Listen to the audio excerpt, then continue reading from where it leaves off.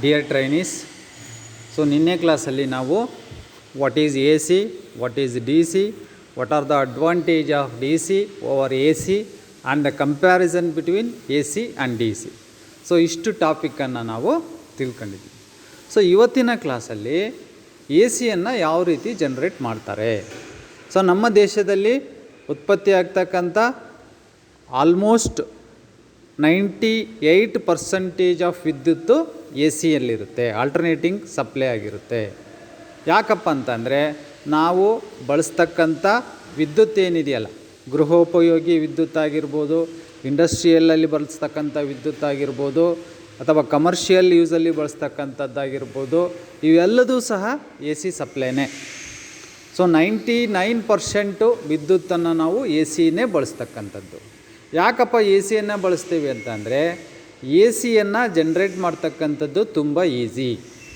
ಆಮೇಲೆ ಜನ್ರೇಟ್ ಮಾಡಿರ್ತಕ್ಕಂಥ ವಿದ್ಯುತ್ತನ್ನು ಒಂದು ಜಾಗದಿಂದ ಇನ್ನೊಂದು ಜಾಗಕ್ಕೆ ಟ್ರಾನ್ಸ್ಮಿಷನ್ ಮಾಡ್ತಕ್ಕಂಥದ್ದು ಎ ಸಿಯಲ್ಲಿ ತುಂಬ ಸರಳವಾಗಿರುತ್ತೆ by using the transformer. But ಡಿ ಸಿಯಲ್ಲಿ ನಾವು ವಿದ್ಯುತ್ತನ್ನು ಟ್ರಾನ್ಸ್ಮಿಟ್ ಮಾಡಬೇಕು ಅಂತಂದರೆ ಕಷ್ಟ. ಯಾಕೆ ಅಂತಂದರೆ ನಾವು ಡಿ ಸಿಯಲ್ಲಿ ಟ್ರಾನ್ಸ್ಫಾರ್ಮರನ್ನು ಯೂಸ್ ಮಾಡೋಕ್ಕೆ ಬರಲ್ಲ. ಡಿ ಸಿ ಸಪ್ಲೈ ನೀವೇನಾದರೂ ಟ್ರಾನ್ಸ್ಫಾರ್ಮರಿಗೆ ಕೊಟ್ರಿ ಅಂತ ಅಂದರೆ ಆ ಟ್ರಾನ್ಸ್ಫಾರ್ಮರು ಬರ್ನ್ ಆಗೋಗುತ್ತೆ. ಆ ಒಂದು ಉದ್ದೇಶದಿಂದ ನಾವು ಉತ್ಪಾದನೆ ಮಾಡ್ತಕ್ಕಂಥ ವೋಲ್ಟೇಜು ಆಲ್ಮೋಸ್ಟ್ ಎಲ್ಲದೂ ಸಹ ಎ ಸಿಯಲ್ಲೇ ಇರುತ್ತೆ. ಹಾಗಾದರೆ ಎ ಸಿಯನ್ನೇ ನಾವು ಯಾಕಪ್ಪ ಬಳಸ್ತಾ ಇದ್ದೀವಿ ಅಂತಂದರೆ ಎ ಸಿ ಆಲ್ಮೋಸ್ಟ್ ನಮ್ಮದು ಇಂಡಕ್ಷನ್ ಮೋಟಾರ್ ಏನಿದೆಯಲ್ಲ, ಆ ಇಂಡಕ್ಷನ್ ಮೋಟಾರು ಎಲ್ಲವೂ ಸಹ ಇಂಡಸ್ಟ್ರಿಯಲ್ಲಿ ಬಳಸ್ತಕ್ಕಂಥ ಎ ಸಿ ಮೋಟಾರ್ಸು ವರ್ಕ್ ಆಗ್ತಕ್ಕಂಥದ್ದು ಎ ಸಿ ಸಪ್ಲೈಯಲ್ಲಿ. ಎ ಸಿ ಸಪ್ಲೈಯಲ್ಲಿ ಏನು ನಾವು ಇಂಡಕ್ಷನ್ ಮೋಟ್ರನ್ನು ರನ್ ಮಾಡ್ತೀವಲ್ಲ, ಆ ಮೋಟಾರ್ದು ಮೇಂಟೆನೆನ್ಸು ತುಂಬ ಸರಳವಾಗಿರುತ್ತೆ ಮತ್ತು ರಚನೆ ಸಹ ತುಂಬ ಸರಳವಾಗಿರುತ್ತೆ. ಸೊ ಹಾಗಾಗ್ಬಿಟ್ಟು ನಾವು ಆಲ್ಮೋಸ್ಟ್ ಎಲ್ಲ ಜಾಗದಲ್ಲೂ ಸಹ ಎ ಸಿ ಸಪ್ಲೈಯನ್ನೇ ನಾವು ಯೂಸ್ ಮಾಡ್ತೀವಿ. ಹಾಗಾದರೆ ಈ ಎ ಸಿ ಸಪ್ಲೈಯನ್ನು ನಾವು ಬಳಸ್ತಕ್ಕಂಥ ವಿದ್ಯುತ್ತನ್ನು ಯಾವ ಪ್ರಮಾಣದಲ್ಲಿ ನಾವು ಉತ್ಪಾದನೆ ಮಾಡ್ತೀವಿ ಅಂತಂದರೆ, ಲೋ ವೋಲ್ಟೇಜ್ ಅಂತಂದರೆ 1.1 kilo volt, 2.2 kilo volt, 3.3 kilo volt, ಇದು ಲೋ ಕೆಪ್ಯಾಸಿಟಿ. ಇನ್ನು ಹೈ ಕೆಪ್ಯಾಸಿಟಿ ಅಂತಂದರೆ 6.6 ವೋಲ್ಟ್ ಅಂದರೆ 6.6 kilo volt, 11 kilo volt, 33 kilo volt. Highest ನಾವು ಉತ್ಪಾದನೆ ಮಾಡ್ತಕ್ಕಂಥ ಎ ಸಿ ವೋಲ್ಟೇಜು 33,000 ವೋಲ್ಟೇಜ್. ಅದನ್ನೇ ನಾವು ಟ್ರಾನ್ಸ್ಮಿಷನ್ ಮಾಡಲ್ಲ. ಆ 33,000 ವೋಲ್ಟೇಜನ್ನು ಟ್ರಾನ್ಸ್ಫಾರ್ಮರನ್ನು ಸಹಾಯದಿಂದ ಸ್ಟೆಪ್ ಅಪ್ ಮಾಡ್ತೀವಿ. ಯಾಕಪ್ಪ ಸ್ಟೆಪ್ ಅಪ್ ಮಾಡಬೇಕು ಅಂತಂದರೆ ನಾವು ಟ್ರಾನ್ಸ್ಮಿಟ್ ಮಾಡ್ತಕ್ಕಂಥ ವೋಲ್ಟೇಜನ್ನು ಹೈ ವೋಲ್ಟೇಜ್ ಟ್ರಾನ್ಸ್ಮಿಷನ್ ಅಂತ ಕರಿತೀವಿ. ಹೈ ವೋಲ್ಟೇಜ್ ಟ್ರಾನ್ಸ್ಮಿಷನ್ ಮಾಡಿಬಿಟ್ಟು ಅಲ್ಲಿ ಕರೆಂಟಿನ ಪ್ರಮಾಣವನ್ನು ಕಮ್ಮಿ ಮಾಡ್ತೀವಿ. ಕರೆಂಟಿನ ಪ್ರಮಾಣವನ್ನು ಕಮ್ಮಿ ಮಾಡಿಬಿಟ್ಟು ವೋಲ್ಟೇಜನ್ನು ಜಾಸ್ತಿ ಮಾಡೋದ್ರಿಂದ ಟ್ರಾನ್ಸ್ಮಿಷನ್ ಲಾಸಸ್ಸನ್ನು ಮಿನಿಮೈಸ್ ಮಾಡ್ಬೋದು.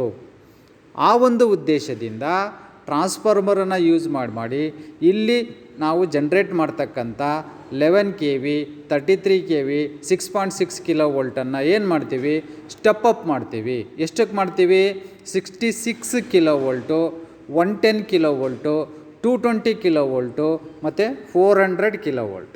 ಸೊ ಈ ರೀತಿಯಾಗಿ ನಾವು ಅದನ್ನು ಸ್ಟೆಪ್ ಅಪ್ ಮಾಡಿಕೊಂಡು ಲಾಂಗ್ ಟ್ರಾನ್ಸ್ಮಿಷನ್ ಅದನ್ನು ಕಳಿಸ್ತೀವಿ.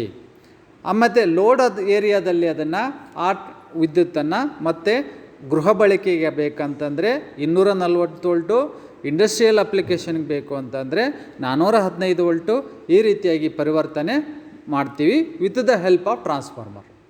ವೋಲ್ಟೇಜನ್ನು ಜಾಸ್ತಿ ಮಾಡಬೇಕು ಅಂತಂದರೆ ಸ್ಟೆಪ್ ಅಪ್ ಟ್ರಾನ್ಸ್ಫಾರ್ಮರನ್ನು ಯೂಸ್ ಮಾಡಬೇಕು. ವೋಲ್ಟೇಜನ್ನು ಕಮ್ಮಿ ಮಾಡಬೇಕು ಅಂತಂದರೆ ಸ್ಟೆಪ್ ಡೌನ್ ಟ್ರಾನ್ಸ್ಫಾರ್ಮರನ್ನು ಯೂಸ್ ಮಾಡಬೇಕು.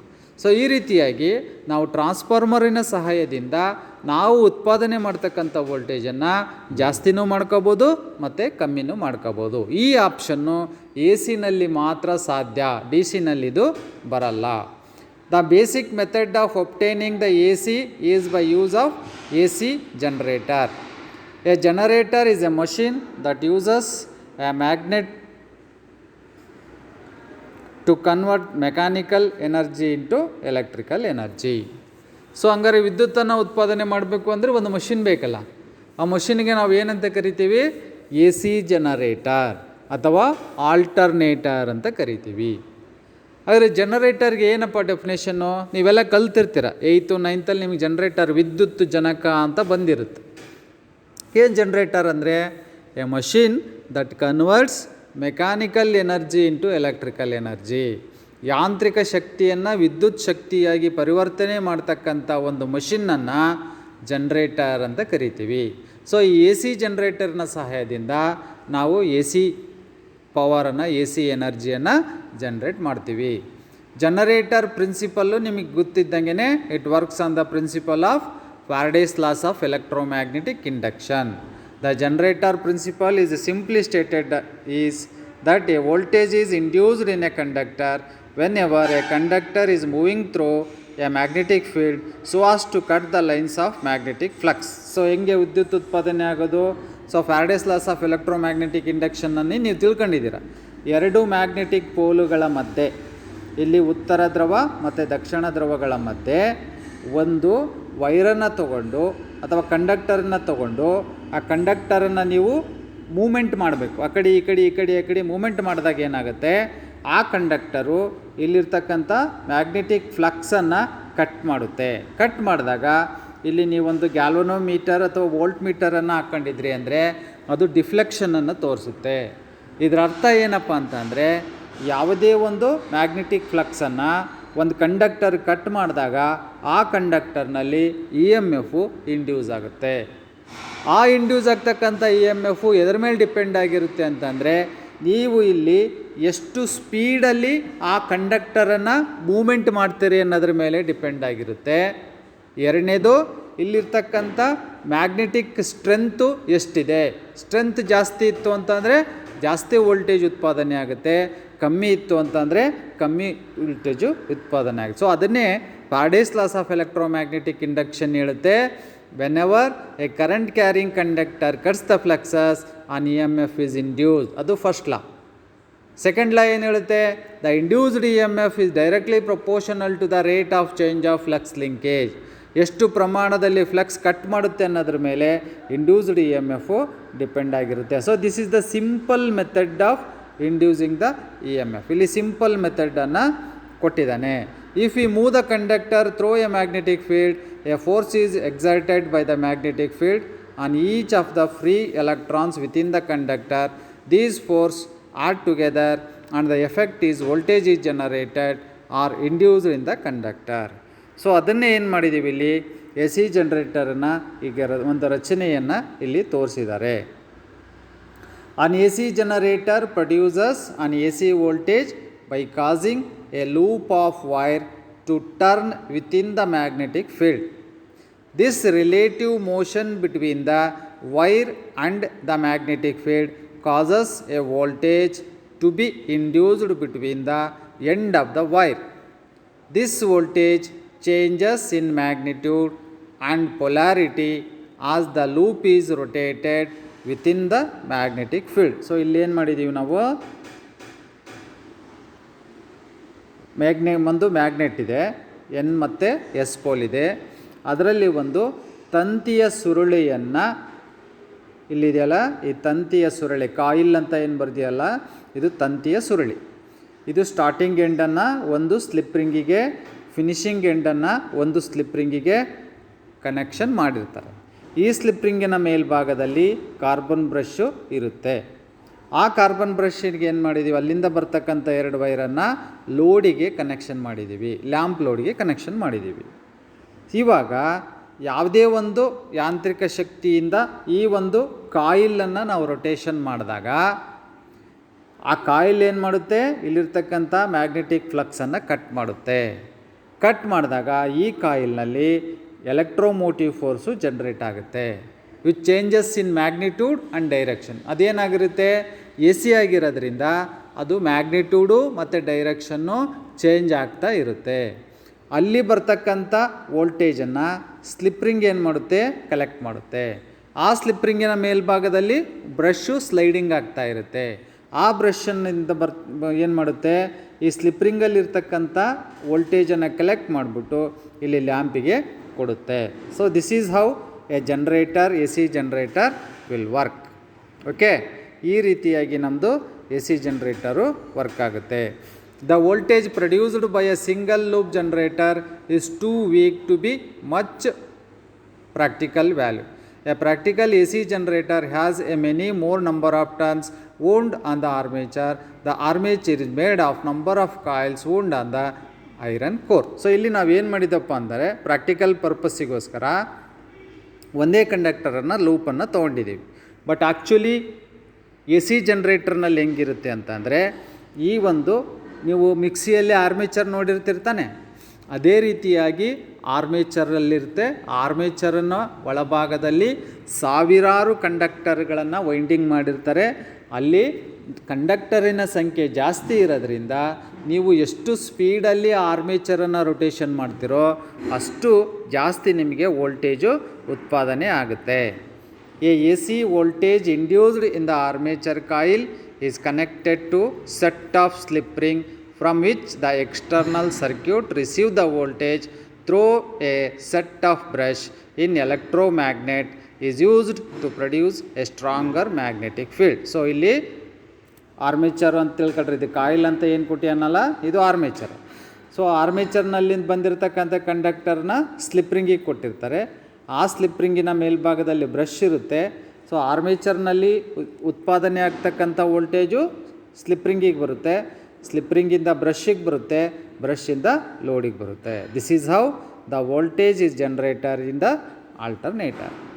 ಸೊ ಹಾಗಾದರೆ ಸೈನ್ ವೇವ್ ಎ ಸಿ ಸಪ್ಲೈಯಲ್ಲಿ ಉತ್ಪಾದನೆ ಆಗ್ತಕ್ಕಂಥದ್ದು ಸೈನ್ ವೇವ್. ಅದೇ ಡಿ ಸಿ ಆದರೆ ಒಂದು ಸ್ಟ್ರೈಟ್ ಲೈನ್ ಬಂದುಬಿಡುತ್ತೆ ವೇವ್ ಫಾರ್ಮ್. ಇಲ್ಲಿ ಆಲ್ಟರ್ನೇಟಿಂಗ್ ವೋಲ್ಟೇಜಲ್ಲಿ ಏನಾಗುತ್ತೆ, ಡೈರೆಕ್ಷನ್ನು ಮತ್ತು ಮ್ಯಾಗ್ನಿಟ್ಯೂಡು ಪ್ರತಿಯೊಂದು ಸೆಕೆಂಡಲ್ಲೂ ಸಹ ಚೇಂಜ್ ಆಗ್ತಾ ಇರೋದ್ರಿಂದ ಇಲ್ಲೇನಾಗುತ್ತಪ್ಪ ಅಂತಂದರೆ ಈ ರೀತಿ ಸೈನ್ ವೇವು ಪ್ರೊಡ್ಯೂಸ್ ಆಗುತ್ತೆ. ಹಾಗಾದರೆ ಈ ಸೈನ್ ವೇವು ಯಾವ ರೀತಿ ಪ್ರೊಡ್ಯೂಸ್ ಆಗುತ್ತೆ? The shape of the voltage wave form generated by a coil rotating in the magnetic field is called sine wave. Sine wave ಹೌದಾ? ಇಲ್ಲಿ ಇಂಡ್ಯೂಸ್ ಆಗ್ತಕ್ಕಂಥ ವೋಲ್ಟೇಜ್ ಏನಿದೆಯಲ್ಲ, ಇದು ಸೈನ್ ವೇವಲ್ಲಿರುತ್ತೆ. ಈ ಸೈನ್ ವೇವು ಯಾವ ರೀತಿ ಬರುತ್ತೆ? The generated sine wave voltage varies in both voltage value and polarity. ಇದು ವೋಲ್ಟೇಜು ಸಹ ಚೇಂಜ್ ಆಗ್ತಾ ಇರುತ್ತೆ, ಪೊಲ್ಯಾರಿಟಿ ಸಹ ಚೇಂಜ್ ಆಗ್ತಾ ಇರುತ್ತೆ, depending on the angle which is cut by the magnetic flux. ಈ ಆಂಗಲ್ ಏನಿದೆಯಲ್ಲ, ಇಲ್ಲಿ ನೋಡಿ, ಇದು ಲೂಪ್ ಅಂತ ತಿಳ್ಕೊಳ್ಳಿ. ಇದು ಯಾವ ಆಂಗಲ್ ಇದೆ, ಇದು ಈ ಲೂಪು ಯಾವ ಆಂಗಲ್ ಇದೆ, ಈ ಆಂಗಲ್ ಹೆಂಗಿದೆ. ಸೊ ಈ ಆಂಗಲ್ಲು ಚೇಂಜ್ ಆಯಿತು ಅಂತಂದರೆ ಅಲ್ಲಿ ಬರ್ತಕ್ಕಂಥ ವೋಲ್ಟೇಜು ಪ್ರಮಾಣ ಚೇಂಜ್ ಆಗುತ್ತೆ ಮತ್ತು ಪೊಲಾರಿಟಿ ಸಹ ಚೇಂಜ್ ಆಗುತ್ತೆ. If the coil is rotated at a constant speed, the number of magnetic lines of force cut per second varies with the position of the coil. ಈ ಪೊಸಿಷನ್ ಆಫ್ ದ ಕಾಯಿಲು ಯಾವ ರೀತಿ ಇರುತ್ತೋ ಅದೇ ರೀತಿಯಾಗಿ ನಮ್ಮದು wave form generate ಆಗುತ್ತೆ. When the coil is moving parallel to the magnetic field, it cuts the no lines of force. So ಇಲ್ಲಿ ನೋಡಿ, ಇದು ಮ್ಯಾಗ್ನೆಟಿಕ್ ಲೈನ್ಸಿಗೆ ಈ ಒಂದು ಕಾಯಿಲ್ ಏನಿದೆಯಲ್ಲ ಪ್ಯಾರಲಲ್ ಆಗಿದೆ. ಮ್ಯಾಗ್ನೆಟಿಕ್ ಲೈನ್ಸ್ಗೆ ಇದು ಪ್ಯಾರಲಲ್ ಆಗಿರೋದ್ರಿಂದ ಯಾವುದೇ ಫ್ಲಕ್ಸನ್ನು ಕಟ್ ಮಾಡಲ್ಲ. ಸೊ ಅದಕ್ಕೋಸ್ಕರ ಏನಾಯ್ತು, ಇಲ್ಲಿ ನಿಮ್ಮದು ವೇವ್ ಫಾರ್ಮು ಸ್ಟಾರ್ಟ್ ವಿತ್ 0ನಿಂದ ಸ್ಟಾರ್ಟ್ ಆಯಿತು. ನೆಕ್ಸ್ಟ್ ಏನು ಮಾಡ್ತೀವಿ, ಈ ಕಂಡಕ್ಟರನ್ನು ರೊಟೇಟ್ ಮಾಡ್ತೀವಿ, 90 ಡಿಗ್ರಿ ರೊಟೇಷನ್ ಮಾಡ್ತೀವಿ. ನಿಧಾನವಾಗಿ ರೊಟೇಷನ್ ಮಾಡುವಾಗ ಈ ಒಂದು ಪ್ಯಾರಲಲ್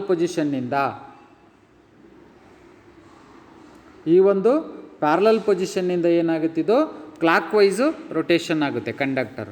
ಕ್ಲಾಕ್ ವೈಸು ರೊಟೇಷನ್ ಆದಾಗ ನಮ್ಮದು ವೇವ್ ಫಾರ್ಮ್ ಏನಿದೆಯಲ್ಲ 0ನಿಂದ ನಿಧಾನವಾಗಿ 90 ಡಿಗ್ರಿಗೆ ರೀಚ್ ಆಗುತ್ತೆ. ಹೆಂಗೆ ರೀಚ್ ಆಗುತ್ತೆ? ಇದು ಪರ್ಪೆಂಡಿಕ್ಯುಲರ್ ಆಗಿ ಇರಬೇಕು conductor, perpendicular to the magnetic lines. ಈ ಮ್ಯಾಗ್ನೆಟಿಕ್ ಲೈನ್ಸ್ಗೆ ಪರ್ಪೆಂಡಿಕ್ಯುಲರ್ ಆಗಿದ್ದಾಗ ಕಾಯಿಲ್ಲು ಅವಾಗೇನಾಗುತ್ತೆ, ನಮಗೆ ಪೀಕ್ ವೋಲ್ಟೇಜ್ ಅಂದರೆ ಬಿ ಪೊಸಿಷನ್ನಿಗೆ ನಮ್ಮದು ವೇವ್ ಫಾರ್ಮ್ ಬರುತ್ತೆ. ಪೀಕ್ ವ್ಯಾಲ್ಯೂ ಅಂತ ಕರಿತೀವಿ, ಅದಕ್ಕೆ ನಾವು 90 ಡಿಗ್ರಿ ಅಂತ ಕರಿತೀವಿ. ನೆಕ್ಸ್ಟ್ ಏನು ಮಾಡ್ತೀವಿ, ಆ ಕಂಡಕ್ಟರ್ನ ನೆಕ್ಸ್ಟ್ ಇನ್ನೊಂದು ರೆವಲ್ಯೂಷನ್ ಬಂದಾಗ ಮತ್ತೆ ಇನ್ನೊಂದು ರೊಟೇಷನಿಗೆ ಬರುತ್ತೆ. ನಿಧಾನವಾಗಿ ಅದೇನಾಗುತ್ತೆ ಮತ್ತೆ ಹಿಂಗೆ ತಿರುಗುವಾಗ ವೋಲ್ಟೇಜು ಡ್ರಾಪ್ ಆಗುತ್ತೆ. ಡ್ರಾಪ್ ಆಗಿಬಿಟ್ಟು ಮತ್ತೆ ಹೆಂಗೆ ಬರುತ್ತೆ, ಮತ್ತೆ ಪ್ಯಾರಲಲ್ ಆಗುತ್ತೆ. ಪ್ಯಾರಲಲ್ ಆದಾಗ ಮತ್ತೆ ನಮ್ಮದು ವೇವ್ ಫಾರಮ್ ಎಲ್ಲಿಗೆ ಬರುತ್ತೆ, ಸಿ ಮತ್ತೆ ಜೀರೋಗೆ ಬರುತ್ತೆ.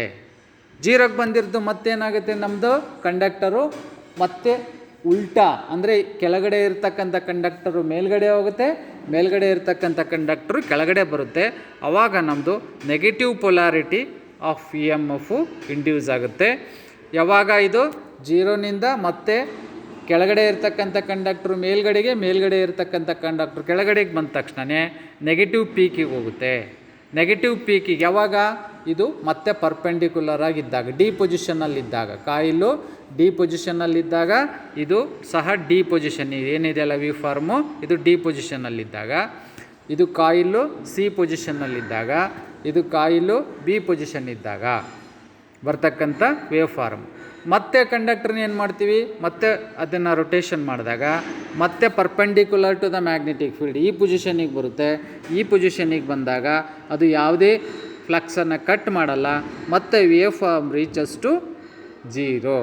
ಸೊ ಇಲ್ಲಿ ಬಂದಾಗ 90 ಡಿಗ್ರಿ, ಬಿ ಪೊಸಿಷನ್ನಲ್ಲಿದ್ದಾಗ 90 ಡಿಗ್ರಿ, ಸಿ ಪೊಸಿಷನ್ನಲ್ಲಿದ್ದಾಗ 180 ಡಿಗ್ರಿ, ಡಿ ಪೊಸಿಷನ್ನಲ್ಲಿದ್ದಾಗ 270 ಡಿಗ್ರಿ, ಈ ಪೊಸಿಷನ್ನಲ್ಲಿದ್ದಾಗ 360 ಡಿಗ್ರಿ. ಅಂದರೆ ಆ ಕಂಡಕ್ಟರ್ ಲೂಪು ಒಂದು ಪೂರ್ತಿ ರೌಂಡು ತಿರುಗಿ ಮತ್ತೆ ಅದೇ ಜಾಗಕ್ಕೆ ಬಂದಾಗ ನಮ್ಮದು ವೇವ್ ಫಾರಮ್ಮು ಒಂದು ಸೈಕಲ್, ಇದಕ್ಕೆ ನಾವು ಒಂದು ಪಾಸಿಟಿವು ಒಂದು ನೆಗೆಟಿವ್ ಸೈಕಲ್ ಸೇರಿಬಿಟ್ಟು ಇದಕ್ಕೆ ನಾವೇನಂತ ಕರಿತೀವಿ, ಒಂದು ಸೈಕಲ್ ಅಂತ ಕರಿತೀವಿ. ಅಥವಾ ಇದು ಒಂದು ಸೈಕಲ್ ಕಂಪ್ಲೀಟ್ ಆಗಬೇಕು ಅಂತಂದರೆ ನಮ್ಮ ಕಂಡಕ್ಟರ್ ಲೂಪು 360 ಡಿಗ್ರಿ ಅಂದರೆ ಒಂದು ಸರ್ಕಲ್ಲಿನಷ್ಟು ರೊಟೇಷನ್ ಆದಾಗ ನಮ್ಮದು ವೇವ್ ಫಾರಮ್ಮು ಸೊ ಈ ರೀತಿ ಒಂದು ಸೈಕಲ್ಲು ವೇವ್ ಫಾರಮ್ಮು ಬರುತ್ತೆ. ಓಕೆ, ಸೊ ಈ ರೀತಿಯಾಗಿ ವೇವ್ ಫಾರ್ಮು ಜನ್ರೇಟ್ ಆಗುತ್ತೆ. ಸೊ ಓಕೆ, ಸೊ ಇದರಲ್ಲಿ ನಿಮ್ಗೆ ಏನಾದರೂ ಡೌಟ್ ಇತ್ತು ಅಂತಂದರೆ ಫೋನ್ ಮಾಡಿ. ಸೊ ಇನ್ನೊಂದು ಸರಿ ಹೇಳ್ಬಿಡ್ತೀನಿ, when the conductor loop is parallel to the magnetic field, ಇದು ಭಾಳ ಇಂಪಾರ್ಟೆಂಟು. ಕಂಡಕ್ಟರ್ ಲೂಪು ಎ ಪೊಸಿಷನ್ನಲ್ಲಿ ಪ್ಯಾರಲಲ್ ಆಗಿದೆ, ಯಾವುದಕ್ಕೆ, ಮ್ಯಾಗ್ನೆಟಿಕ್ ಫೀಲ್ಡ್ಗೆ ಪ್ಯಾರಲಲ್ ಆಗಿದ್ದಾಗ ಅದು ಯಾವುದೇ ಫ್ಲಕ್ಸನ್ನು ಕಟ್ ಮಾಡಲ್ಲ. ಕಟ್ ಮಾಡಲಿಲ್ಲ ಅಂತಂದರೆ ಯಾವುದೇ ಥರನಾದ ಇ ಎಮ್ ಎಫು ಇಂಡ್ಯೂಸ್ ಆಗಲ್ಲ. ಇಂಡ್ಯೂಸ್ ಆಗದೆ ಇರೋದ್ರಿಂದ ನಮ್ಮದು ವೇವ್ ಫಾರಮ್ಮು ಜೀರೋನಿಂದ ಸ್ಟಾರ್ಟ್ ಆಯಿತು. ನೆಕ್ಸ್ಟ್ ಏನು ಮಾಡ್ತೀವಿ, ಆ ಕಂಡಕ್ಟರನ್ನು ಬಿ ಪೊಸಿಷನ್ನಿಗೆ ತರ್ತೀವಿ. ಎನಿಂದ ಬಿ ಪೊಸಿಷನ್ನಿಗೆ ಬರ್ತಿದ್ದಂಗೆ ನಿಧಾನವಾಗಿ ನಿಮ್ಮದು ಇ ಎಮ್ ಎಫು ಪೀಕ್ ವ್ಯಾಲ್ಯೂಗೆ ತಲುಪುತ್ತೆ. ಬಿ ಅಂತಕ್ಕಂಥದ್ದು ಪೀಕ್ ವ್ಯಾಲ್ಯೂ ಯಾವಾಗ, when the conductor loop is perpendicular to the magnetic field, magnetic ಫೀಲ್ಡಿಗೆ ಪರ್ಪೆಂಡಿಕ್ಯುಲರ್ ಆಗಿದ್ದಾಗ ನಮ್ಮದು ಪೀಕ್ ವ್ಯಾಲ್ಯೂಗೆ ಹೋಗುತ್ತೆ ವೋಲ್ಟೇಜು. ಅದಕ್ಕೆ ನಾವು 90 ಡಿಗ್ರಿ ಅಂತ ಕರಿತೀವಿ. ಬಿ ವ್ಯಾಲ್ಯೂ ಏನು ಬರುತ್ತಲ್ಲ ಅದಕ್ಕೆ 90 ಡಿಗ್ರಿ ನಿಮ್ಮದು ಕಂಡಕ್ಟರ್ ಲೂಪು ರೊಟೇಷನ್ ಆಗುತ್ತೆ. ರೊಟೇಷನ್ ಆದಾಗ ನಮ್ಮದು E M F peak value ತಲುಪುತ್ತೆ. ನೆಕ್ಸ್ಟು ಇನ್ನೊಂದು ರೊಟೇಷನ್ಗೆ ನಾವು ಮತ್ತೆ 90 ಡಿಗ್ರಿ ಕಂಡಕ್ಟರ್ನ ರೊಟೇಷನ್ ಮಾಡಿದಾಗ ವೋಲ್ಟೇಜ್ ಡ್ರಾಪ್ ಆಗಿಬಿಟ್ಟು ಮತ್ತೆ ಜೀರೋಗೆ ಬರುತ್ತೆ, ಸಿ ಪೊಸಿಷನ್ ಬರುತ್ತೆ 180 ಡಿಗ್ರಿ. ಯಾವಾಗ ಕಂಡಕ್ಟರ್ ಲೂಪು 90 + 90 180 ಡಿಗ್ರಿಗೆ ಬರುತ್ತೋ ನೆಕ್ಸ್ಟು ಮತ್ತೆ ಇದೇನಾಗುತ್ತೆ, parallel to the magnetic field ಬರುತ್ತೆ. When the conductor loop is parallel to the magnetic field the induced E M F is zero. ಯಾಕೆಂದರೆ ಇದು ಯಾವುದೇ ಥರನಾದ ಫ್ಲಕ್ಸನ್ನು ಕಟ್ ಮಾಡಲ್ಲ, ಕಟ್ ಮಾಡದೇ ಇರೋದ್ರಿಂದ ಇ ಎಮ್ ಎಫ್ ಇಂಡ್ಯೂಸ್ ಆಗಲ್ಲ. 180 ಡಿಗ್ರಿಯಿಂದ ಮತ್ತೆ ಇನ್ನೊಂದು ರೆವಲ್ಯೂಷನ್ ತಿರುಗ್ತು ಅಂದರೆ 270 ಡಿಗ್ರಿಗೆ ಬರುತ್ತೆ. 270 ಡಿಗ್ರಿ ಬಂದಾಗ ಅದು ನೆಗೆಟಿವ್ ಪೀಕು ಡಿಗೆ ಬರುತ್ತೆ, ನೆಗೆಟಿವ್ ಪೀಕ್ ಅಂತ ಕರಿತೀವಿ. ಡಿಗೆ ಬಂದಿದ್ದು ಮತ್ತೆ ನಾವು ಇನ್ನೊಂದು ರೌಂಡ್ ತಿರುಗಿದಾಗ ಕಂಪ್ಲೀಟ್ 360 ಡಿಗ್ರಿ ಬಂತು ಅಂತಂದರೆ ಈ ಪೊಸಿಷನ್ನಿಗೆ ಬರುತ್ತೆ. ಈ ಪೊಸಿಷನ್ನಲ್ಲಿ ಯಾವುದೇ ಫ್ಲಕ್ಸನ್ನು ಕಟ್ ಮಾಡಲ್ಲ. ಸೊ ಹಂಗಾಗಿ ನಮ್ಮದು ವೇವ್ ಫಾರ್ಮು ಜೀರೋಗೆ ಬಂತು. ಸೊ ಈ ರೀತಿಯಾಗಿ conductor loop complete 360 degree rotation ಆದಾಗ ನಮ್ಮದು ಈ ಥರ ಒಂದು cycle of wave form generate ಆಗುತ್ತೆ. ಇದಕ್ಕೆ ನಾವು ಸೈಕಲ್ ಅಂತ ಕರಿತೀವಿ. ಇದಕ್ಕೆ ನಾವೇನಂತ ಕರಿತೀವಿ, one cycle of A C revolution ಅಂತ ಕರಿತೀವಿ. Okay, this is how the A C wave form is generated. So ಹಾಗಾದರೆ ಸೈಕಲ್ ಅಂತ ಅಂದರೆ ಏನಪ್ಪ, ಇದೊಂದು ಡೆಫಿನೇಷನ್ ಇದು. What is a cycle? ನೀವು ಹೊಡಿತಕ್ಕಂಥ ಸೈಕಲ್ ಅಲ್ಲ ಇದು. One cycle is one complete wave form of alternating voltage or current during the generation of one cycle of output voltage. There are two changes of alternations in the polarity of voltage. So ಇಲ್ಲಿ ಇದಕ್ಕೆ ನಾವು ಒಂದು cycle of wave form ಅಂತ ಕರಿತೀವಿ. ಒಂದು cycle complete ಆಗಬೇಕು ಅಂದರೆ conductor loop 360 degree rotation ಆಗಬೇಕು. ಒಂದು ಸೈಕಲ್ ಅಂತ ಅಂದರೆ ಒಂದು ಪಾಸಿಟಿವ್ ಪೀಕ್ ಇರುತ್ತೆ, ಇನ್ನೊಂದು ನೆಗೆಟಿವ್ ಪೀಕ್ ಇರುತ್ತೆ. ಒಂದು ಪಾಸಿಟಿವ್ ಆಂಪ್ಲಿಟ್ಯೂಡ್ ಇರುತ್ತೆ, ಇನ್ನೊಂದು ನೆಗೆಟಿವ್ ಆಂಪ್ಲಿಟ್ಯೂಡ್. ಇದಕ್ಕೆ ನಾವು ಒಂದು ಸೈಕಲ್ ಅಂತ ಕರಿತೀವಿ. These equal but opposite halves of the complete cycles are referred to as alternation. The term positive and negatives are used to distinguish one alteration from the other. ಇದನ್ನು negative ಮತ್ತು positive ಅಂತ ನಾವು distinction ಮಾಡ್ತೀವಿ. ಮೇಲ್ಗಡೆ ಇರ್ತಕ್ಕಂಥದ್ದು positive, ಕೆಳಗಡೆ ಇರ್ತಕ್ಕಂಥದ್ದು negative. ಎಷ್ಟು ಡಿಗ್ರಿ ಇದೆ ಇದು? ಕಂಪ್ಲೀಟು 360 ಡಿಗ್ರಿ ಇದೆ. ಓಕೆ, ಸೊ ಇದು ನಾವು ಸೈಕಲ್ಗೆ ಕೊಡ್ತಕ್ಕಂಥ ಡೆಫಿನೇಷನ್. ನೋಡಿರಿ, ಇಲ್ಲಿಂದ ಇಲ್ಲಿಗೆ ಒಂದು ಸೈಕಲ್ಲು, ಇದು 2 ಸೈಕಲ್ಲು, ಇದು 3 ಸೈಕಲ್. ಇದು positive peak, negative peak, negative voltage ಮತ್ತು ಪಾಸಿಟಿವ್ ವೋಲ್ಟೇಜ್. ಇದು ವೋಲ್ಟೇಜ್ ಅಥವಾ ಕರೆಂಟಿಂದು ಎ ಸಿ ವೋಲ್ಟೇಜಲ್ಲಿ ಬರ್ತಕ್ಕಂಥ ವೇವ್ ಫಾರ್ಮು. ನೆಕ್ಸ್ಟ್ ಬರ್ತಕ್ಕಂಥದ್ದು ಪೀರಿಯಡ್. ಪೀರಿಯಡ್ ಅಂದರೆ ಏನಪ್ಪ? The time required to produce one complete cycle is called period of wave form. ಒಂದು ಕಂಪ್ಲೀಟ್ ಸೈಕಲ್, ಈ ರೀತಿಯಾಗಿ ಒಂದು ಕಂಪ್ಲೀಟ್ ಸೈಕಲ್ ಬರಬೇಕು ಅಂತಂದರೆ ಎಷ್ಟು ಅವಧಿಯನ್ನು ತಗೊಳ್ಳುತ್ತೆ? ಆ ಕಂಡಕ್ಟರು ಒಂದು ಸೈಕಲ್ ಆಫ್ ವೇವ್ ಫಾರಮನ್ನು ಜನ್ರೇಟ್ ಮಾಡಬೇಕು ಅಂತಂದರೆ ಎಷ್ಟು ಅವಧಿಯನ್ನು ತಗೊಳ್ಳುತ್ತೆ? ಅದನ್ನು ನಾವು ಪೀರಿಯಡ್ ಆಫ್ ಟೈಮ್ ಅಂತ ಕರಿತೀವಿ. Next frequency. The frequency of AC sine wave is the number of cycles produced per second. So ಇದು ಫ್ರೀಕ್ವೆನ್ಸಿ ಅಂತಂದರೆ ಇಂಥ ಸೈಕಲ್ಗಳು 1 ಸೆಕೆಂಡಿಗೆ ಎಷ್ಟು ಪ್ರೊಡ್ಯೂಸ್ ಆಗುತ್ತೆ ಅದನ್ನು ನಾವು ಫ್ರೀಕ್ವೆನ್ಸಿ ಅಂತ ಕರಿತೀವಿ. Rate of change of cycles per second is called frequency. Rate of change of cycles per second is called frequency. ನೋಡಿ, ಈ ಥರ 1 ಸೆಕೆಂಡಿಗೆ ಎಷ್ಟು ಸೈಕಲ್ಲು ಪ್ರೊಡ್ಯೂಸ್ ಆಗುತ್ತೆ. ಇದು ಸ್ಟ್ಯಾಂಡರ್ಡ್ ಆಗಿರುತ್ತೆ. ಈ ಫ್ರೀಕ್ವೆನ್ಸಿ ಯಾವ ಕಾರಣಕ್ಕೂ ಸಹ ವೇರಿಯೇಷನ್ ಆಗಬಾರ್ದು. ನೀವೆಷ್ಟೇ ಲೋಡನ್ನು ಹಾಕಿದರೂ ಸಹ ದ ಫ್ರೀಕ್ವೆನ್ಸಿ ರಿಮೈನ್ಸ್ ಕಾನ್ಸ್ಟೆಂಟ್. ಹಾಗಾದರೆ ಈ ಫ್ರೀಕ್ವೆನ್ಸಿ ಅಂತಕ್ಕಂಥದ್ದು ಎಲ್ಲಿಂದ ಬರುತ್ತೆ? ನಾವೇನು ವಿದ್ಯುತ್ತನ್ನು ಉತ್ಪಾದನೆ ಮಾಡ್ತೀವಲ್ಲ ಆಲ್ಟರ್ನೇಟರು, ಅದರಲ್ಲೇ 50 ಹರ್ಟ್ಜ್ ಫ್ರೀಕ್ವೆನ್ಸಿಯನ್ನು ಕರೆಕ್ಟಾಗಿ ಮಾಡಿಬಿಟ್ಟು ಅದನ್ನು ಸೆಂಡ್ ಮಾಡಿರ್ತಾರೆ. ಈ ಫ್ರೀಕ್ವೆನ್ಸಿಯಲ್ಲಿ ಏನಾದರೂ ವ್ಯತ್ಯಾಸ ಆಯಿತು ಅಂತಂದರೆ ನಿಮ್ಮ ಮಷಿನ್ಸ್ ಏನು ವರ್ಕ್ ಆಗುತ್ತಲ್ಲ ಅದರ ರೊಟೇಷನ್ ಅಥವಾ ಅದರ ಸ್ಪೀಡಲ್ಲಿ ವೇರಿಯೇಷನ್ ಆಗುತ್ತೆ. ಸೊ ಹಾಗಾಗ್ಬಿಟ್ಟು ಇಂಡಿಯಾದಲ್ಲಿ ಸ್ಟ್ಯಾಂಡರ್ಡ್ ಫ್ರೀಕ್ವೆನ್ಸಿ ಏನು ಮಾಡಿದ್ದಾರೆ, ಅದು ಎಷ್ಟಿರುತ್ತಪ್ಪ ಅಂದರೆ 50 ಹರ್ಟ್ಜ್ ಇರುತ್ತೆ. Next definition, instantaneous value. The value of alternating quantity at any particular instant is called instantaneous value. The instantaneous value of sine wave voltage is shown in the figure. It is 3.1 volt at 1 microsecond, 7.07 volt at 2.5 microsecond, 10 volt at 5 microsecond, 0 volt at 10 microsecond, 3.1 volt at 11 microsecond. So ಯಾವುದೋ ಒಂದು instant of ಟೈಮಲ್ಲಿ ನಾವು wave ಫಾರ್ಮನ್ನು ನೋಡಿಬಿಟ್ಟು ಎಷ್ಟು voltage ಇದೆ ಅಂತಕ್ಕಂಥದ್ದನ್ನು ಹೇಳಿದರೆ ಅದನ್ನು ನಾವು instantaneous value. The value of alternating quantity, it may be a current ಆಗಿರ್ಬೋದು ಅಥವಾ ವೋಲ್ಟೇಜ್ ಆಗಿರ್ಬೋದು, at any instant of time is called instantaneous value.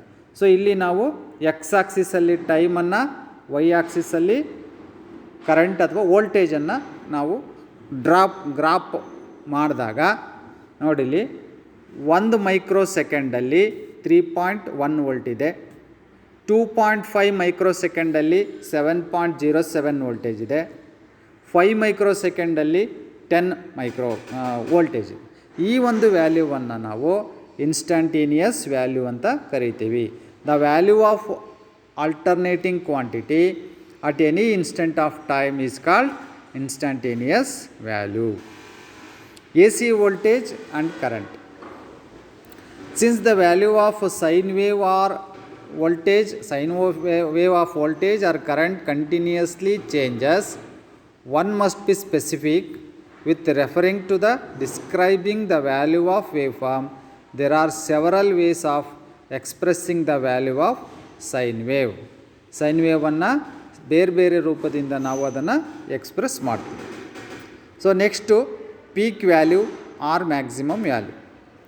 Each alternation of a sine wave is made up of number of instantaneous value. These values are plotted at a various heights above and below the horizontal line to form the continuous waveform. The peak value of a sine wave refer to the maximum voltage or current value. Peak value ಅಂತಂದರೆ ಏನಪ್ಪ ಅಂದರೆ ಇಲ್ಲಿ ನೋಡಿ, ಈ peak positive peak, this is negative peak. Peak value ಅಂತಂದರೆ it is the maximum value obtain by an alternating quantity. Alternating ಕ್ವಾಂಟಿಟಿನಲ್ಲಿ wave ಫಾರ್ಮ್ನಲ್ಲಿ maximum value ಏನಿದೆಯಲ್ಲ ಅದನ್ನು ನಾವು ಪೀಕ್ ವ್ಯಾಲ್ಯೂ ಅಂತ ಕರಿತೀವಿ. ಪೀಕ್ ವ್ಯಾಲ್ಯೂ ಎಲ್ಲಿರುತ್ತಂಗಾರೆ ಇಲ್ಲಿಂದ ಇಲ್ಲಿಗೆ. ಸೊ ಈ ಪೀಕ್ ವ್ಯಾಲ್ಯೂ ಬರಬೇಕು ಅಂದರೆ ನಮ್ಮ ಕಂಡಕ್ಟರ್ ಲೂಪ್ ಎಲ್ಲಿರಬೇಕು? ಪರ್ಪೆಂಡಿಕ್ಯುಲರ್ ಟು ದ ಮ್ಯಾಗ್ನೆಟಿಕ್ ಫೀಲ್ಡಲ್ಲಿರಬೇಕು. Perpendicular to the magnetic field ಇದ್ದಾಗ ನಮ್ಮದು ವೇವ್ ಫಾರಮು ಪೀಕ್ ವ್ಯಾಲ್ಯೂಗೆ ರೀಚ್ ಆಗುತ್ತೆ. ಇದನ್ನು ನಾವು ಪೀಕ್ ವ್ಯಾಲ್ಯೂ ಅಂತ ಕರಿತೀವಿ. ಹಾಗಾದರೆ ಪೀಕ್ ಟು ಪೀಕ್ ವ್ಯಾಲ್ಯೂ ಅಂತಂದ್ರೆ ಏನು? ಪೀಕ್ ಟು ಪೀಕ್ ವ್ಯಾಲ್ಯೂ ಅಂತಂದರೆ ಇಲ್ಲಿದೆ ನೋಡಿ, ಒಂದು ಪಾಸಿಟಿವ್ ಪೀಕು ಒಂದು ನೆಗೆಟಿವ್ ಪೀಕು ಎರಡನ್ನೂ ಸೇರಿಬಿಟ್ಟು ಪೀಕ್ ಟು ಪೀಕ್ ವ್ಯಾಲ್ಯೂ. ಒಂದು ಪಾಸಿಟಿವ್ ಪೀಕು ಮತ್ತು ಒಂದು ನೆಗೆಟಿವ್ ಪೀಕು ಎರಡನ್ನೂ ಸೇರಿ ಪೀಕ್ ಟು ಪೀಕ್ ವ್ಯಾಲ್ಯೂ ಅಂತ ಕರಿತೀವಿ. The peak to peak value of a sine wave refer to its total overall value from one peak to another peak. ಒಂದು peak to ಇನ್ನೊಂದು ಪೀಕಿಗೆ ಇರ್ತಕ್ಕಂಥ ಟೋಟಲ್ ಓವರಾಲ್ ವ್ಯಾಲ್ಯೂವನ್ನು peak to peak value ಅಂತ ಕರಿತೀವಿ. It is equal to 2 times the peak value. ಒಂದು positive peak ಒಂದು negative peak ಎರಡನ್ನೂ ಸೇರಿಬಿಟ್ಟು ಪೀಕ್ ಟು ಪೀಕ್ ವ್ಯಾಲ್ಯೂ ಆಗುತ್ತೆ. Next effective value. The effective value of one alternating quantity is the value which will produce the same heating effect as A specific value of study current. In other word, an alternating current has the effective value of 1 ampere if it produces the heat at the same rate as the heat produced by 1 ampere of direct current, both flowing in the same value of resistance. ಇದನ್ನು ನಾವು effective value, ಇದು ಭಾಳ important. What is the effective value? Effective value ಅಥವಾ ಅದಕ್ಕೆ ಇನ್ನೊಂದು ಹೆಸರು R M S value ಅಂತ ಕರಿತೀವಿ, ರೂಟ್ ಮೀನ್ ಸ್ಕ್ವೇರ್ ವ್ಯಾಲ್ಯೂ ಅಂತ. ಏನಪ್ಪ ಹಿಂಗಂದರೆ ಈಗ ಯಾವುದೋ ಒಂದು ಹೀಟರ್ ಇದೆ, ಆ ಹೀಟರಲ್ಲಿ ಒಂದು 100 ಓಮ್ ರೆಸಿಸ್ಟರ್ ಇದೆ. ಒಂದು ಹೀಟರು 100 ಓಮ್ ರೆಸಿಸ್ಟೆನ್ಸ್, ಇನ್ನೊಂದು ಹೀಟರು 100 ಓಮ್ ರೆಸಿಸ್ಟೆನ್ಸ್. ಆ ಹೀಟರಿಗೆ ನೀವು ಈಗ ಎಷ್ಟೋ ವೋಲ್ಟೇಜನ್ನು ಕೊಟ್ಟಾಗ ಎಲ್ಲಿವರೆಗೂ ವೋಲ್ಟೇಜ್ ಕೊಡಬೇಕು? 1 ಆಂಪಿಯರ್ ಕರೆಂಟು ತೋರಿಸೋವರೆಗೂ ವೋಲ್ಟೇಜ್ ಕೊಡಬೇಕು. ಯಾವುದು? ಎ ಸಿ ವೋಲ್ಟೇಜನ್ನು. ಅದೇ ಇನ್ನೊಂದು ಹೀಟರ್ಗೆ 1 ಆಂಪಿಯರ್ ಕರೆಂಟ್ ತೋರಿಸೋವರೆಗೂ ವೋಲ್ಟೇಜನ್ನು ಕೊಡಬೇಕು. ಸೊ ಎ ಸಿನಲ್ಲಿ ಡಿ ಸಿ ಅಷ್ಟೇ ಪ್ರಮಾಣದ ಹೀಟು ಪ್ರೊಡ್ಯೂಸ್ ಆದರೆ, ಆ ಹೀಟರ್ನಲ್ಲಿ ಈ ಹೀಟರ್ನಲ್ಲಿ ಸೇಮ್ ಹೀಟ್ ಪ್ರೊಡ್ಯೂಸ್ ಆದರೆ ಅದನ್ನು ನಾವು ಎಫೆಕ್ಟಿವ್ ವ್ಯಾಲ್ಯೂ ಅಥವಾ ಆರ್ ಎಮ್ ಎಸ್ ವ್ಯಾಲ್ಯೂ ಅಂತ ಕರಿತೀವಿ. Another name of effective value is alternating current or alternating voltage is. Effective ವ್ಯಾಲ್ಯೂಗೆ ಇನ್ನೊಂದು ಹೆಸರು ರೂಟ್ ಮೀನ್ ಸ್ಕ್ವೇರ್ ವ್ಯಾಲ್ಯೂ ಅಥವಾ R M S value. This term was derived from a method use to compute the value. The R M S value is calculated below. So ಇಲ್ಲಿ ನೋಡಿ, ಈ ರೀತಿಯಾಗಿ ನಾವು instant ವ್ಯಾಲ್ಯೂಯನ್ನು ತೊಗೊಂಡ್ಬಿಟ್ಟು ಆರ್ ಎಮ್ ಎಸ್ ವ್ಯಾಲ್ಯೂವನ್ನು calculation ಮಾಡ್ತೀವಿ. ಸೊ ಎಷ್ಟಿರುತ್ತೆ ಅಂತ ಅಂದರೆ ಇದು ನೆನಪಲ್ಲಿ ಇಟ್ಕೊಳ್ರಿ. R M S value of voltage ಇದು standard value 0.707 times the V maximum value. V maximum ಅಂತಂದ್ರೇನು? So this is a maximum value. ಈ ಮ್ಯಾಕ್ಸಿಮಮ್ ವ್ಯಾಲ್ಯೂವನ್ನು 0.707 ಟೈಮ್ಸ್ನಷ್ಟು ಆರ್ ಎಮ್ ಎಸ್ ವ್ಯಾಲ್ಯೂ ಇರುತ್ತೆ. It may be a current ಆಗಿರ್ಬೋದು, voltage ಆಗಿರ್ಬೋದು. ಇದು ಭಾಳ ಇಂಪಾರ್ಟೆಂಟು. ಮ್ಯಾಕ್ಸಿಮಮ್ ವ್ಯಾಲ್ಯೂ ಕೊಟ್ಟು ಆರ್ ಎಮ್ ಎಸ್ ವ್ಯಾಲ್ಯೂವನ್ನು ಕಂಡುಹಿಡಿಯೋಕ್ಕೆ ಕೇಳ್ತಾರೆ, ಇಲ್ಲ ಆರ್ ಎಮ್ ಎಸ್ ವ್ಯಾಲ್ಯೂವನ್ನು ಕೊಟ್ಟು ಮ್ಯಾಕ್ಸಿಮಮ್ ವ್ಯಾಲ್ಯೂವನ್ನು ಕಂಡುಹಿಡಿಯೋಕ್ಕಾಗ್ತಾರೆ. ಈ ಕಾನ್ಸ್ಟೆಂಟ್ ಏನಿದೆಯಲ್ಲ, ಈ ಕಾನ್ಸ್ಟೆಂಟನ್ನು ನೀವು ನೆನಪಲ್ಲಿ ಇಟ್ಕೊಂಡಿರಬೇಕು. V is equal to, V ಅಂದರೆ ಏನಿದು, R M S voltage is equal to 0.707 the V maximum, ಅಥವಾ R M S value of current is equal to 0.707 times the I maximum. ಇದನ್ನು ಸ್ಟ್ಯಾಂಡರ್ಡ್ ಇದನ್ನು ನೆನಪಲ್ಲಿ ಇಟ್ಕೊಂಡಿರಬೇಕು. Next average value. It is sometimes useful to know the average value of one half cycle if the current is changed at the same rate over A entire half cycle. The average value would be 1/2 of the maximum value. So average value ಎಷ್ಟಿರುತ್ತೆ, 1/2 of the maximum value ಇರುತ್ತೆ. 1/2 of the maximum value average value ಇರುತ್ತೆ. So average ವ್ಯಾಲ್ಯೂವನ್ನು ನೀವು calculation ಮಾಡಬೇಕು ಅಂದರೆ V average is equal to 0.637 the weak maximum. ಇದನ್ನು ನೆನಪಲ್ಲಿ ಇಟ್ಕೊಂಡಿರಬೇಕು. ಇದು ಕಾನ್ಸ್ಟೆಂಟ್ ವ್ಯಾಲ್ಯೂ ಏನಿದೆಯಲ್ಲ, ಇದನ್ನು V average is equal to 0.637 the V maximum, ಅಥವಾ I average is equal to 0.6371 the I maximum. ಇದು ಮ್ಯಾಕ್ಸಿಮಮ್ ವ್ಯಾಲ್ಯೂಗೆ ಕಂಪೇರ್ ಮಾಡಿದಾಗ ಬರ್ತಕ್ಕಂಥ average value. Next form factor. Form factor is the ratio of R M S value by average value. R M S ವ್ಯಾಲ್ಯೂವನ್ನು ಮತ್ತು average ವ್ಯಾಲ್ಯೂವನ್ನು ಎರಡೂ ನಾವು ಭಾಗಿಸಿದಾಗ ಬರ್ತಕ್ಕಂಥದ್ದು ಫಾರ್ಮ್ ಫ್ಯಾಕ್ಟರ್. ಫಾರ್ಮ್ ಫ್ಯಾಕ್ಟರ್ದು ಎಷ್ಟಿರುತ್ತೆ, 1.11. ಈ ವ್ಯಾಲ್ಯೂವನ್ನು ಭಾಳ ಇಂಪಾರ್ಟೆಂಟು, ನೆನಪಲ್ಲಿ ಇಟ್ಕೊಂಡಿರಬೇಕು. ಆರ್ ಎಮ್ ಎಸ್ ವ್ಯಾಲ್ಯೂ ಅಂತಂದರೆ ನಿಮಗೆ ನೆನಪಲ್ಲಿ ಏನು ಬರಬೇಕು, 0.707 times the V maximum. Average value ಅಂತಂದರೆ 0.637 the V maximum. Form factor ಅಂತಂದರೆ 1.11. ಸೊ ಈ ಒಂದು ವ್ಯಾಲ್ಯೂವನ್ನು ನೀವು ನೆನಪಲ್ಲಿ ಇಟ್ಕೊಂಡಿರಿ. ಇವೆಲ್ಲವಕ್ಕೂ ನಾವು AC ಡೆಫಿನೇಷನ್ ಅಂತ ಕರಿತೀವಿ.